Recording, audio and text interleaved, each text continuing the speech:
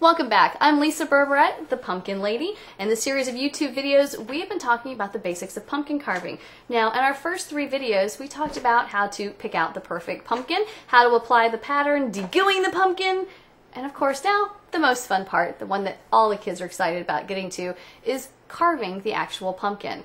Now, as I said in an earlier video, when it comes to pumpkin carving, the one thing you don't want are knives. Please don't use them. Every year, people go to the hospital with horrible injuries, and in order to have a happy Halloween, we have to have a safe one. So put the knives back in the drawer. Instead, for a couple of dollars, go to the store and get one of those little carving kits that come with saws. Now, sometimes they come with a couple of different sizes of saws. I'm doing a really simple design, so I'm just going to use the larger one.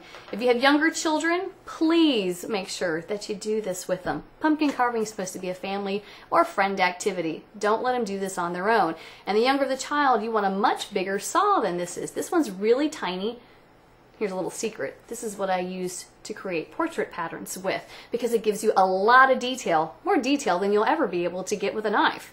And if you want to have a younger child carving with you, they'll make these saws a lot thicker, a little bit stronger, because let's face it, I do get emails complaining about these saws because they can break. Alright, they're like $2 or $3. They're really, really inexpensively made. They are what they are. So get a couple of them. Realize that you're going to be practicing and wanting to carve the pumpkins. Trust me, in about 10 years, I think I've only broken one of these. And here's the tip to remember. Pumpkins don't give. When you go to put the saw into the pumpkin, go straight in, but don't try to twist and turn. That's what's going to break the saw or bend it and snap it.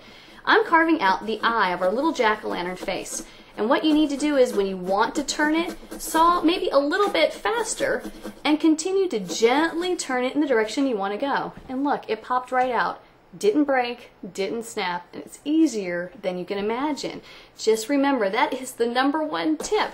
Saw a little faster when you want to go around the curves. Don't stop, don't twist, whatever you do, because like I said, they're really inexpensive. They're going to break on you. But this way, they're not going to break. They're going to last. I've actually had some that I use from year to year. And it's a very quick and simple way to carve your pumpkin the safe way.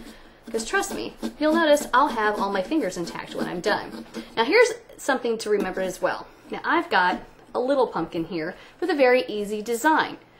When you have a more intricate design, you're always going to want to start in the center part and kind of work your way out, section by section, carving each piece of the pumpkin. The reason why is, you'll notice if I go to carve out the smile, my hand is resting on a section that I've already carved out. If it's really detailed and have some thin lines, my hand is going to break right through that carving area, because sometimes we don't realize how much pressure we put on there as we're carving. So you always want to start in the center, work your way out. If you don't really have a centermost spot, let's say more of the design is centered over on maybe the bottom side or up at the top, start with the most intricate area first and continue to work your way out. Now I'm going to be carving this jack-o'-lantern smile, and it's kind of a large section. One thing I'm not going to do is carve the whole thing out as one piece. Normally when you do that, because the pumpkin can be thicker in some places than others, it gets stuck, and then the kids try to rip out this giant piece of pumpkin and the whole design breaks, and then there's lots of heartache and tears, and we always want to avoid that. So as I'm carving it through, I'm just going to carve out maybe a smaller section, maybe several smaller sections at one time. Now if you notice, I can't push this one through, so sometimes you can put your hand inside and pop it out of the pumpkin. A little bit easier to do, and if you notice, it's all staying intact, nothing's breaking on me, because I'm carving it out as several different little tiny sections. I carve one side out, now I'm carving out the middle. I'm going to have to poke that through so you can see it popped right out. And now I'm just going to do this last part of the smile, and I believe am all done. There we go. Once again, popped it right out for you.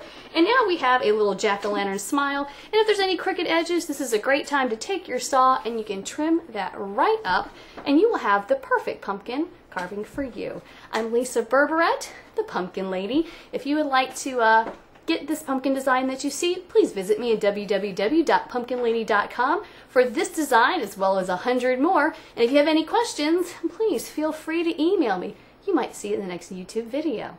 Happy carving!